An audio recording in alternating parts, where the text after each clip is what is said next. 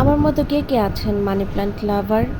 আমার তো এই গাছটা ভীষণ ভালো লাগে। কোনো যত্ন লাগে না, কোনো কিছু করা লাগে না। খালি একটু রোদের আলো আর একটু পানি দিলেই গাছটা সুন্দর করে বেড়ে ওঠে।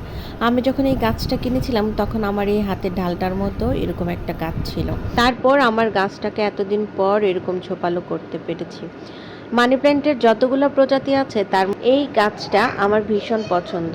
পাতাগুলো সাদা, সাদার মাঝে সবুজ সবুজ, ভীষণ সুন্দর লাগে।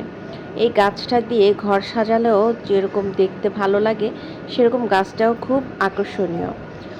তো আমার অনেক দিন পর চিন্তা হলো যে এই গাছটা থেকে আমি কিছু চারা করব, আর সেটাই আপনাদের সাথে শেয়ার করছি।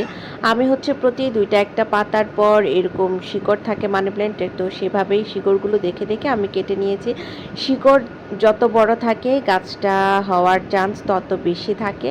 তো আমি হচ্ছে এভাবে শিকড়টা নিচের দিকে দিয়ে হাত দিয়ে এভাবে চেপে চেপে মাটির নিচে গাছগুলো দিয়ে নিচ্ছি। এরপর একটু পানি দিয়ে আমি হচ্ছে বারান্দার এক পাশে রেখে দেব আলোযুক্ত ছায়াতে।